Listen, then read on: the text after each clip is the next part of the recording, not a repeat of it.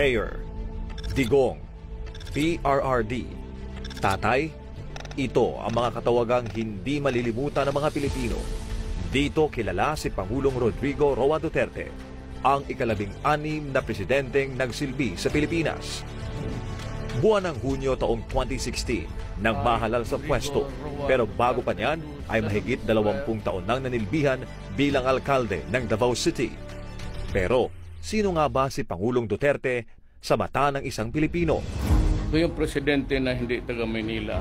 Hindi ako sanay ng mga paikot-ikot. Probinsyano ako at matagal akong mayor sa aming syudad.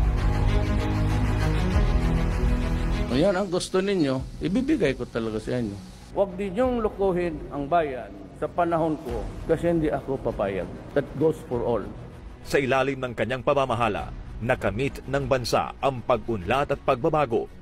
Ilan sa mga hindi matatawarang nagawa ni dating Pangulong Duterte ay ang war on drugs, pag-angat ng ekonomiya, transportation modernization, airport projects, libreng college education, independent foreign policy, anti-red tape, pagbaba ng bilang ng krimen, universal health care, paglaban sa pandemya at Build program. We will eliminate the drug lords once and for all. I will be a dictator, no doubt about it, but only against the forces of evil, criminality, drugs, and corruption in government. At nagkamit ng pinakamataas na approval rating sa kasaysayan ng bansa. I do not have any master except the Filipino people. Mula Davao City hanggang sa buong Pilipinas, walang takot na hinarap ang bawat pagsubok na dumating sa bansa. Ako ang taong nasasaktan. Nababasa ko yung mga ilang okasyon. Subalit, higit pa sa kanyang nagawa para sa bayan, ay mas tunay na hindi malilimutan ang kanyang tunay na malasakit sa bawat Pilipino. Malaman ninyo, isa lang tayo. Your life is not less important than mine. Our lives are very important to the country and to your family.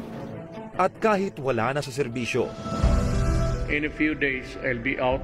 Yung nagawa ko, para sa akin yun na yun. The best that my efforts can really achieve. Kung kulang pa yun, pasensya na po. Yun, hindi ko na talaga kaya. The things that I failed to do, mostly not because of negligence or may mga shortcomings ako, but talagang time, the 6 years would not be enough to finish all the projects. Maraming salamat po sa inyo and your help in my journey in the 6 years na binigyan ninyo ako ng honor maging presidente ng Pilipinas. Maraming salamat.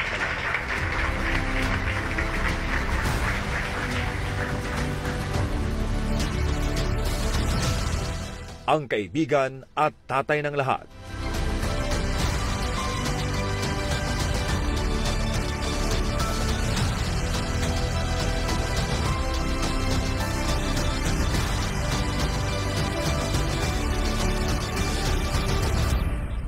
At ngayon ay si Citizen Roddy. As I have already explained to the public, I am a night person. Ngayon, rested na ako eh.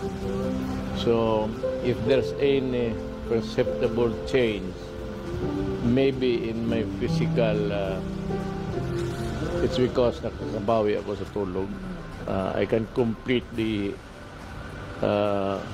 regimen of 8 hours of sleep. Sobra pa minsan.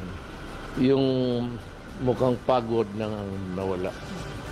Pero yung age ko, tumatanda talaga. Ayun lang, ang nakakabawi ako sa tulog. That's what I told him when he came this evening. I said, Mayor, what happened? You're looking younger and your hair is getting thicker. Sabi niya, well, it's life. I'm just relaxing. Clearly, the burden is off his shoulders because he takes his job as president before very seriously. But now he just goes around, visits some friends, and I'm so glad to see him very healthy. and looking younger. Mananatili sa puso ng bawat Pilipino ang nag-iisang Rodrigo Roa Duterte. Sa sambayang Pilipino, maraming salamat sa inyo.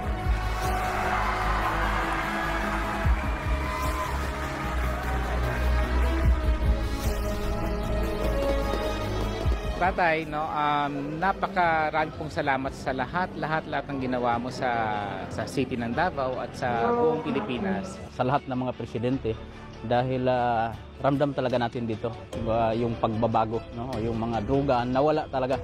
Papasalamat po kami sa kapulisan, sa ating mahal na presidente, sa nagawa niya po sa amin.